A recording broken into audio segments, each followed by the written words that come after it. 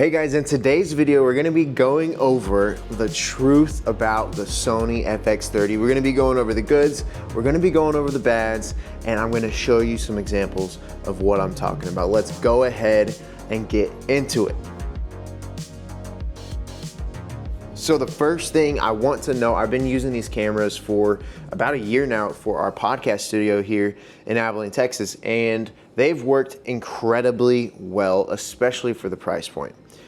I believe I spent around $1,600 whenever I bought the bodies alone, and that was used, that wasn't even new, which if you're a videographer or photographer, buy your cameras used. Like, there's no point in buying new stuff whenever you can save a few $100, sometimes $1,000 on these used cameras. So let's go ahead and start off with some of the pros that I have absolutely loved while using the Sony FX30. So right off the bat, the first thing that I absolutely use all of the time and am thankful for is the size of the actual camera body. This, if you know what an FX3 is like, it's not it is exactly the same body as an FX3. The only difference is what's inside. The sensor is an APS-C size sensor, which means you do get a crop whenever you use certain lenses, and so it'll be closer than a full frame camera like an FX3 would be. But the portability of this thing, like, it is for real tiny, and people ask, like, how do your videos look so crisp and so clean? These guys, and it doesn't take that long to set up, and I show up to shoot sometimes and they're like, oh, that's your camera? I'm like, yeah. And then they see the result, they're like, oh, we don't care anymore what the camera looks like. It's not very heavy, and I can fit it into basically any bag or storage or compartment that I need to whenever I'm traveling to locations for shoots. Hey y'all, I wanted to hop on here really quick and remind you guys about our 24-hour podcast setup services. So if you have a space in your office, in your church, at your house that you want to transform into something similar like this, we've perfected the technique. We've got the whole list of everything you need. We'll personally look at your space. We'll do some interior design work, set up all the cables, make a trip out to your location and set it all up for you and train you how to use it. So if you're interested, I'm leaving a link in the description for you to check out. Hope to work with you guys soon. The material that this thing is made out of is extremely solid. It is actually made out of magnesium alloy, which is a very strong metal-like feel when you're holding it in your hand. It comes with plenty of buttons on the back and the top of the camera, and even the front, which is another reason I love. There's a record button that is right here, and so whenever the camera's facing you, you can actually hit the record button from the front side of the camera, which is absolutely clutch. Another thing to note that I love, whenever you hit record, these little tally lights, you can see here, there's one, and there's one on the back as well right here in the middle, and I'll give you close-up shots of this, but there's tally lights and it turns red whenever you're recording. So you always know 100% whenever you're recording, whether you're facing the camera or whether you're on the back side of the camera recording something else or somebody else. I do know that has come up multiple times on my Sony A7 III, which does not have tally lights, and I thought I was recording multiple times, and turns out I wasn't, and I wouldn't have known. There's no lights or anything. The only thing that indicates is that little tiny red circle on the screen. And so it can kind of get confusing, but with these being cinema cameras, I think it's super important that you know when you're recording. So the sensor that comes with this, I mentioned it before, it's an APS-C sensor, and so it's a little bit smaller, but there is 27 megapixels that you get out of the sensor, and it actually films in 6K and then downscales it to 4K. So a lot of people are saying and testing this, that the FX3, this bigger brother of the FX30, shoots in 4K, and so the FX30 actually has a higher, or let me say clearer resolution whenever you're looking at the files in post-production. So this camera, I think, is phenomenal for honestly anybody who's looking to get into the Sony world and who is big into videos. This can do pictures, but it's not necessarily a photo camera. It's not like the hybrids, it's not like the Alpha series of the Sony. It is specifically targeted towards video, and I think it's fine, because if you make videos like this all the time, then you don't necessarily need to be taking burst shots or anything. You can just take regular single shots. There's no viewfinder, so all you have is the screen. A lot of people like to use the viewfinder, but you do not get this on this camera. There is in-body stabilization built in, and it works honestly really well. There is a active mode, there's a normal mode, and there's a off mode. And so I usually keep it on the normal mode. If I am running or if I am filming any sort of thing that needs to be steady, that's quick, I usually turn it on the active mode. The only thing with that, it crops in even more. So you're already getting a crop from the APS-C, then you're getting another crop with the active stabilization. And if you film in 120 frames per second, you get another slight crop. So that's something to think about if you are super into filming slow motion stuff. You can film 4K 120 on this. The SD card slot accepts regular SD cards and CF Express A type cards, which are a pretty penny, and I really haven't even had to use any.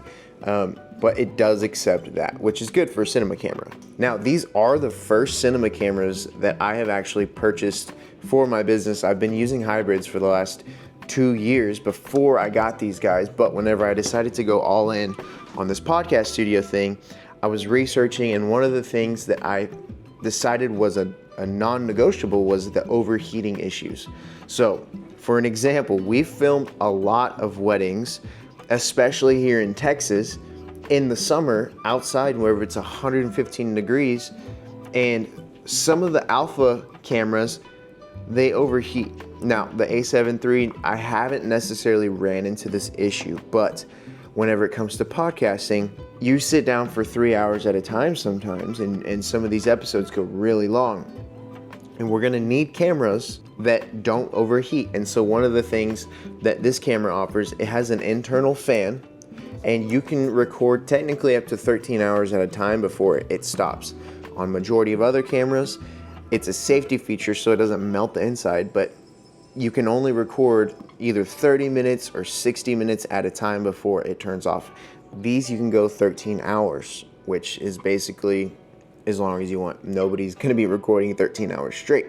So that was a huge perk. They never overheat. I've never experienced this thing overheating. I've used it for hours upon hours upon hours at a time, and it held up phenomenally. So whenever it comes to using this thing for a long time, the battery is also something you have to consider. The Sony Z series battery is the newest battery that the Sony cameras use.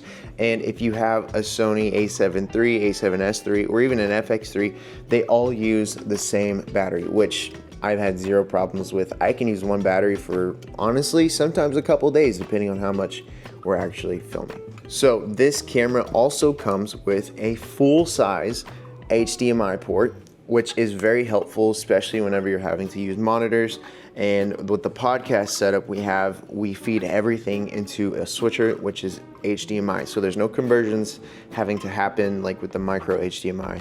It goes straight full HDMI to full HDMI, which is just one less cable you have to carry around. There's also a microphone slot and a headphone slot on the sides, and then you have a USB-C and a multi-use port, which is a USB, I think it's a micro USB, that you can plug in accessories and other things that you want to rig up on this camera. On top, you have a regular hot shoe, just like a normal camera, and a lot of times the microphones we use plug directly into there, and so we don't even need to use the microphone input on the side of the camera.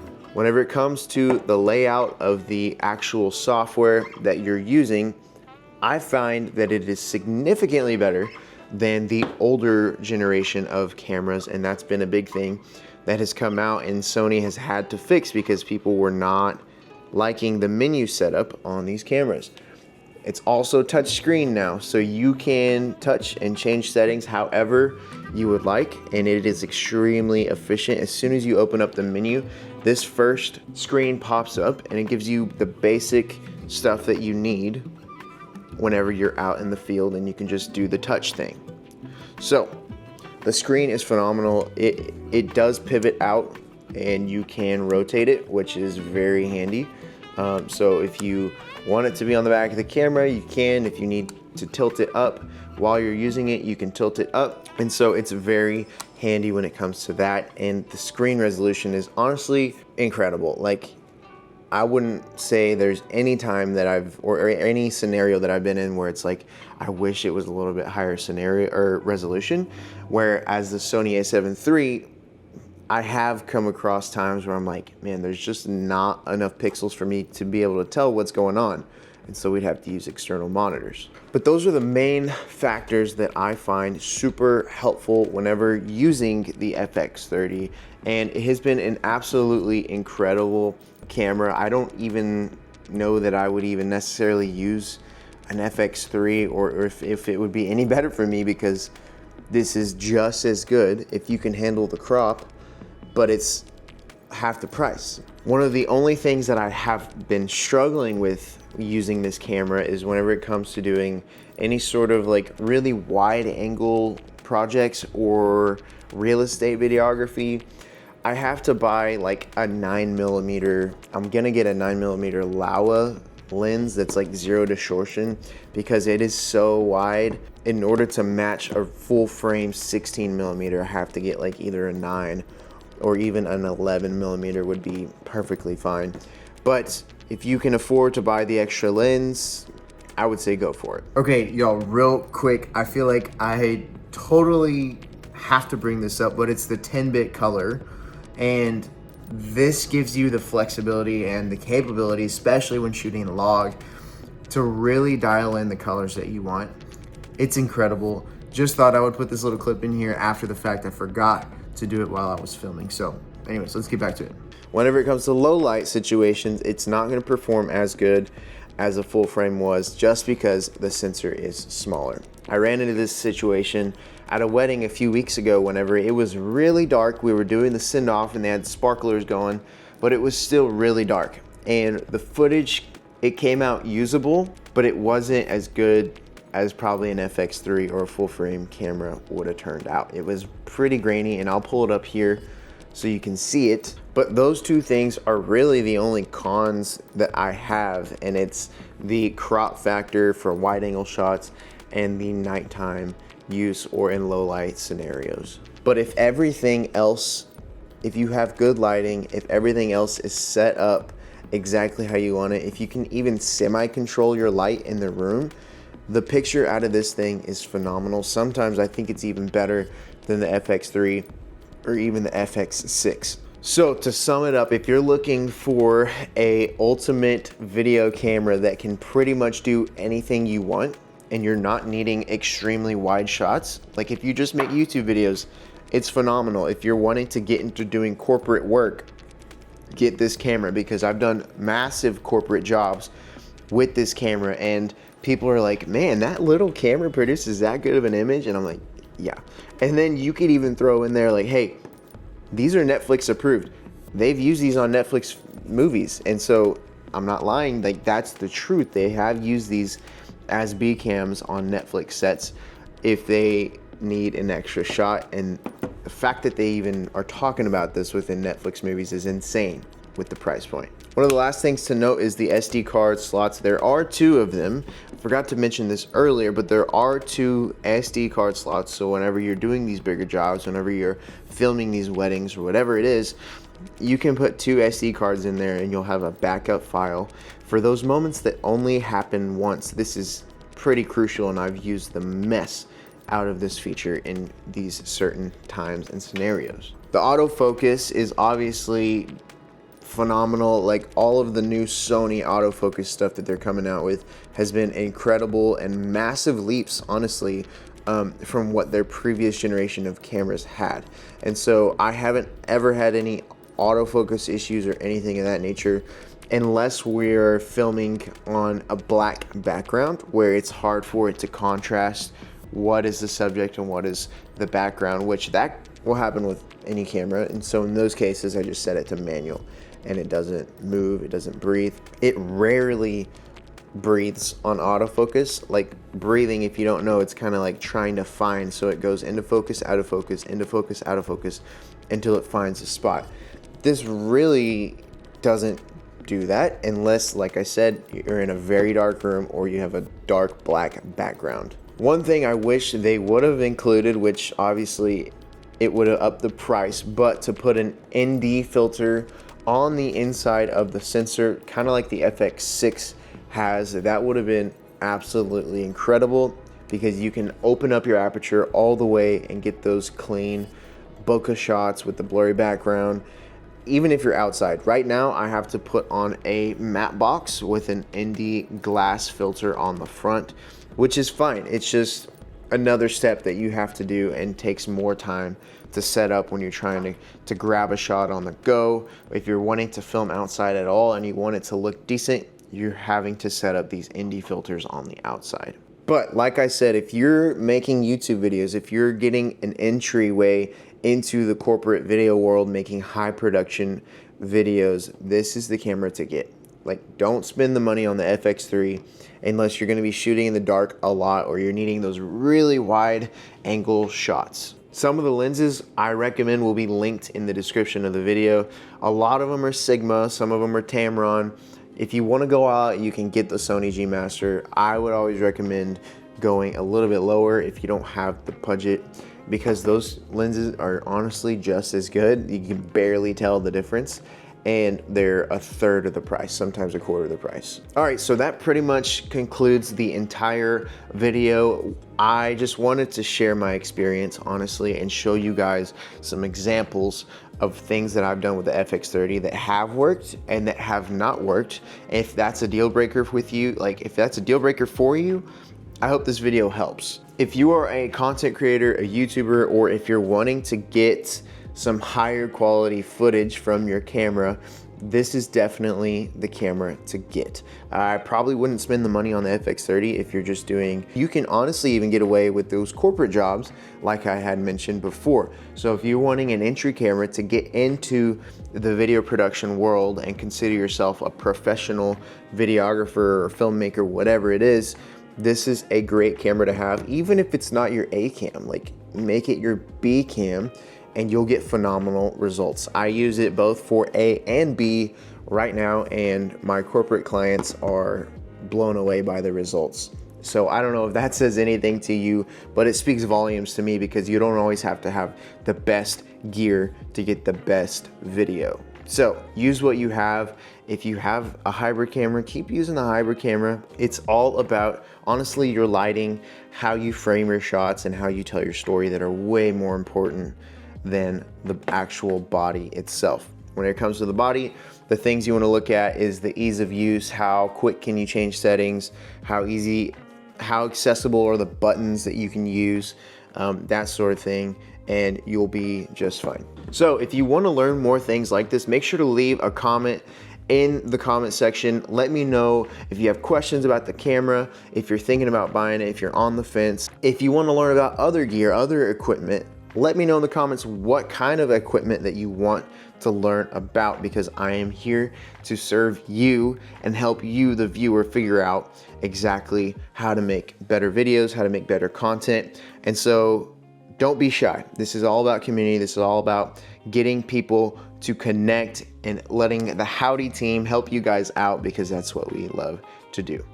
So if you want to join a community beyond that, that's actually free, we have a Facebook community called the Howdy Media Insiders Group. And so make sure to join that. It is 100% free. We are going live every single Friday, and it's going to be Q&As, it's going to be master classes, and a lot of them are business owners and content creators just like you if you're watching. So make sure to join, make sure to be a part, introduce yourself, and let's get the conversation going.